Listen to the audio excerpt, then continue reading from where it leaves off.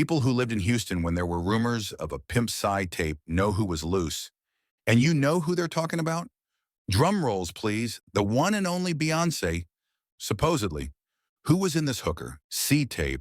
I can only tell you that there was a famous R&B girl and a guy who was making a lot of money at the time. The guy was a pimp and used to be in the studio with a camcorder so he could get some footage. He wanted to do something with it, but I don't know why he didn't. If I could have gotten that tape, I would have been a big deal. Hey, whoever it was, they would have had to kill me. I know TMZ would have paid a lot of money for that, but yes, it is a cassette. And if you read the comments, a lot of people figured it out.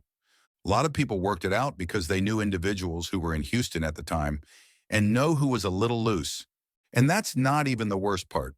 There are some rumors coming around that Beyonce's name is likely to come up a lot in Diddy's trial.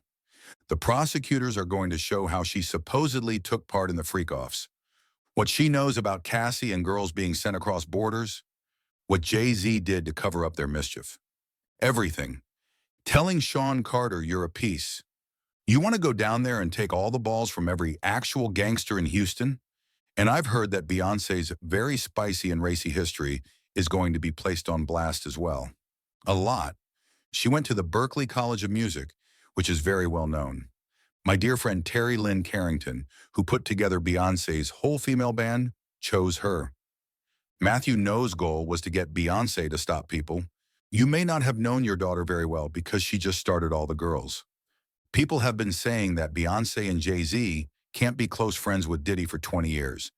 Be business partners, go to his parties, know his family, have a lot of business ties, go on vacation together, know all of his kids and not be involved or at least aware of the criminal activities outside of school. Diddy is going to court for.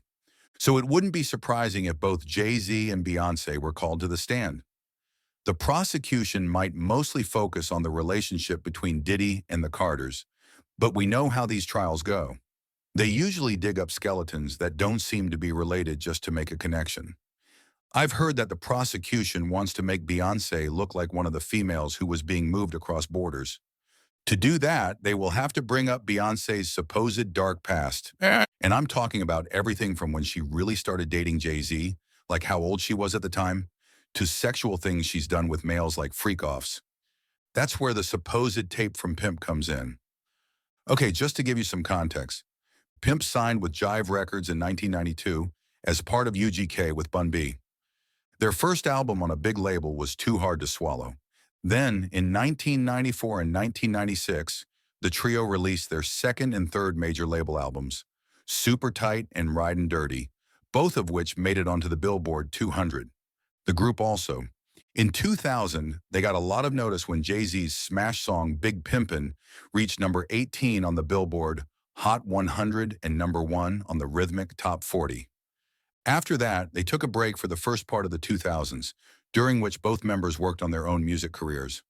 Sadly, on Jay-Z's birthday in December 2007, Pimp C was found dead in his hotel room. A coroner's report said that his death was caused by problems related to his heavy use of lean and his sleep apnea. Pimpy was staying at the Mandrian Hotel in West Hollywood, California, where he was working on new music and performing with Too Short. He was supposed to go back home on the morning of December 4th, 2007. His wife and cousin were waiting for him at the airport to pick him up. His wife called the hotel and asked them to check on him because she hadn't heard from him the morning of the trip. According to sources, hotel workers found Pimp C motionless in his room, and paramedics declared him dead a short time later. This is when things become interesting. DJ Paul of 36 Mafia. Pimp's manager said he saw Pimp's body lying down like he was praying, but there was blood all around. Like he got hit. They felt he probably got hit in the head, but they didn't know for sure because there was blood all over the place, DJ said. Paul claimed that Pimp was kneeling down like he was praying, and the candles were all the way down. They realized he had probably been dead for a day or so because he always lighted those candles to sleep. Even Too Short said that the way Pimpy died seemed a little suspicious when he told Hip Hop DX, "I can't believe it's been 10 years and I still can't accept the circumstances." A lot of these bizarre things happen with people being found dead in hotel rooms. They're always alone in a hotel room somewhere exotic, and I'm like, What the hell is going on with these celebrities in hotel rooms? Check the 27 Club. You know what this is. In an interview with Vlad TV, he also remarked that the death just didn't make sense to him. I think I heard something about his having clothes on or something.